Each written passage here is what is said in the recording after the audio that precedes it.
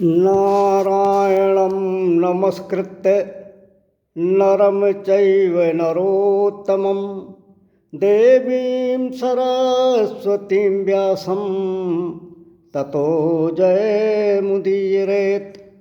श्रद्धालु भक्तगण, अभी तक श्रीमद् भागवत महापुराण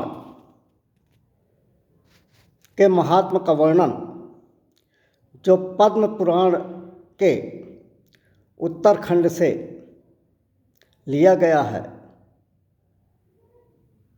का वर्णन किया गया। उक्त पद्म पुराण के उत्तरखंड में अध्याय 1 से 6 तक में वर्णित महात्म को संक्षेप में विचार किया गया। अब श्रीमद् भागवत महापुराण की कथा में प्रवेश करना है। श्रीमद् भागवत महापुराण में 18,000 श्लोक, 335 अध्याय और 12 स्कंध हैं। यूँ तो श्रीमद् भागवत महापुराण आशीर्वादात्मक ग्रंथ है। इसके पारायण से लौकिक एवं पारलौकिक सभी प्रकार की सिद्धियों की प्राप्ति होती है। इस महापुराण में कई प्रकार के अमोघ प्रयोगों के उल्लेख हैं, जैसे नारायण कवच स्कंध 6 अध्याय 8 से समस्त विघ्नों का नाश तथा विजय, आरोग्य और ऐश्वर्य की प्राप्ति। पुंसवन व्रत स्कंध 6 अध्याय 19 से समस्त कामनाओं की पूर्ति। गजेंद्र अस्तमन स्कंध 8 अध्याय 3 से ऋण से मुक्ति, शत्रु से छुटकारा और दुर्भाग्य का नाश। पायोव्रत स्कंध 8 अध्याय 16 से मनोवांछित संतान की प्राप्ति तथा सप्ताह श्रवण या सप्ताह पारायण से प्रेत बाधा से मुक्ति। इन सब साधनों का भगवत प्रेम या भगवान की प्राप्ति के लिए निष्काम भाव से प्रयोग किया जाए तो इनसे भगवत प्राप्ति के पथ में पूर्ण सहायता मिलती है। श्रीमद् भागवत के सेवन का वास्तविक आनंद तो भगवत प्रेमी पुरुषों को ही प्राप्त होता है। जो लोग अपनी विद्या, बुद्धि, ऐश्वर्य आदि का अहंकार और अभिमान छोड़कर और केवल भगवान की कृपा का आश्रय लेकर श्रीमद् भागवत महापुराण का अध्ययन श्रवण करते हैं, वे ही इसके भावों को अपने अपने बुद्धि और विवेक के अनुसार हृदयंगम कर पाते हैं। अब श्रीमद् भागवत महापुराण के कथा के प्रारंभ के पूर्व में श्री वेदव्यास भगवान महाराज ने इस मंत्र से, इस श्लोक से मंगलाचरण का प्रारंभ किया है। जन्माद्यस्य यतो अन्वयादितरतश्चार्थेष्वभिज्ञः स्वराट् तेने ब्रह्म हृदय आदिकवे मुह्यन्ति यत् सूर्यः तेजो वारिमृदां यथा विनिमयो यत्र तिसर्गो मृषा धाम्ना स्वेन सदा निरस्तकुहकं सत्यं परं धीमहि।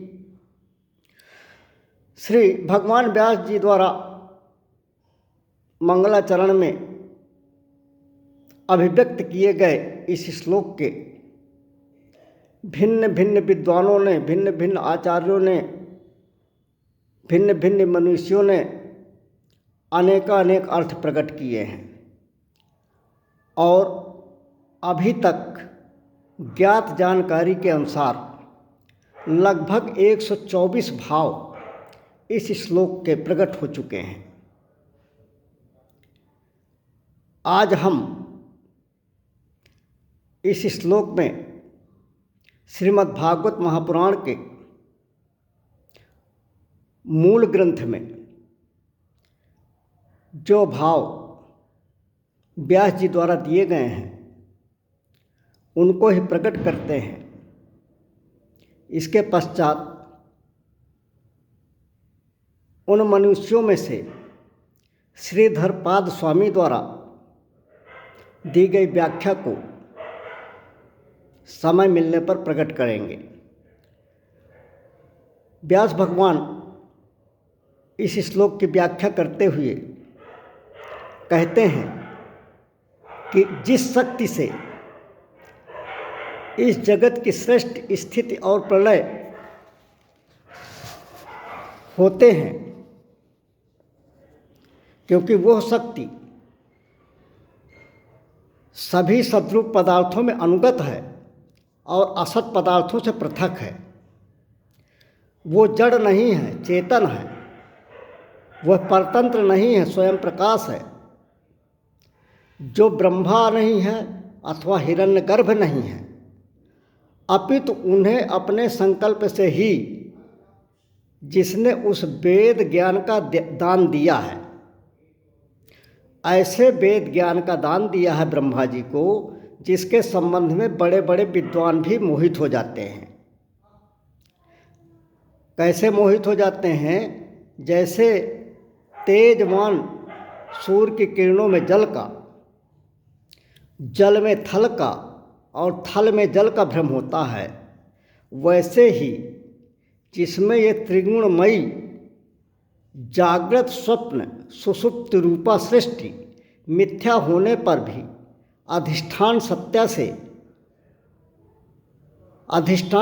से सत्य की भांति प्रतीत होती है, उस अपनी स्वयं प्रकाश ज्योत से सर्वदा और सर्वथा माया और माया कार्य से पूर्णतः मुक्त रहने वाले परम सत्यरूप परमात्मा का हम ध्यान करते हैं।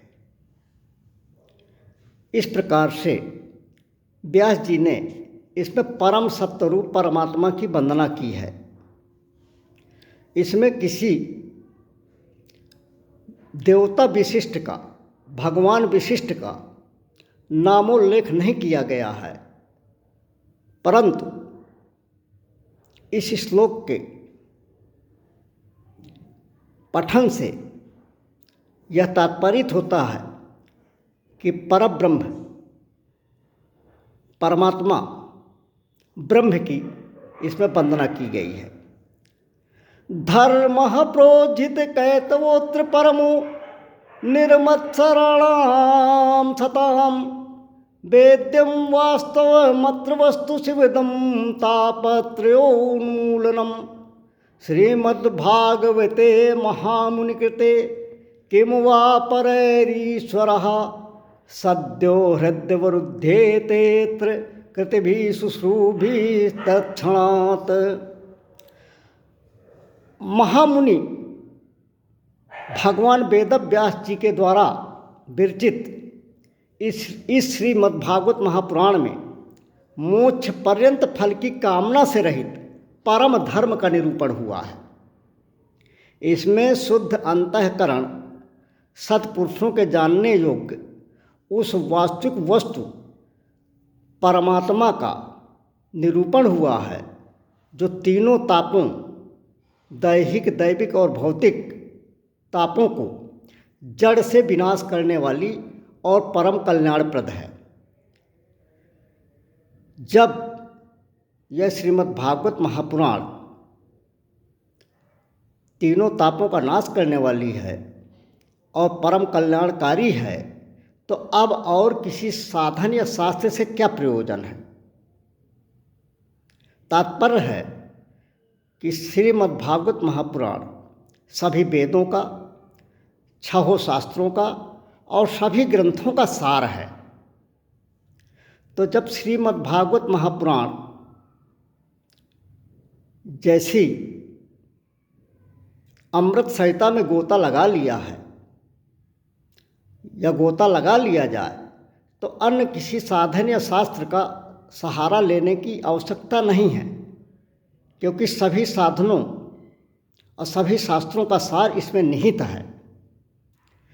तो जिस समय भी भाग्यवान पुरुष, सुकृति पुरुष इसके श्रवण की इच्छा करते हैं, ईश्वर उसी समय अविलंब उनके हृदय में आकर बंदी बन जाता है। इसलिए श्रीमद् भागवत महापुराण की पावन कथा का हृदयंगम होकर हम चिंतन करें, मनन करें, पाठन करें, श्रवण करें और इसका साप्ताहिक यज्ञ करें तो सर्वोत्तम है। अब आगे हम इसकी कथा में प्रवेश करेंगे। पहले इनके जो मंगलाचरण का श्लोक है उसमें किन्हीं विद्वानों का एक आध भाव और प्रकट करेंगे, तत्पश्चात कथा में प्रवेश करेंगे। बोलिए श्री कृष्णचंद्र भगवान की जय, लाडली राधा जू की जय, श्री सीता रामचंद्र भगवान की जय, श्री पार्वती शंकर भगवान की जय, अपने अपने गुरु महाराज की जय, अपने अपने माता पिता की जय। धर्म की जय हो, अधर्म का नाश हो, प्राणियों में सद्भावना हो, विश्व का कल्याण हो, भारत माता की जय हो।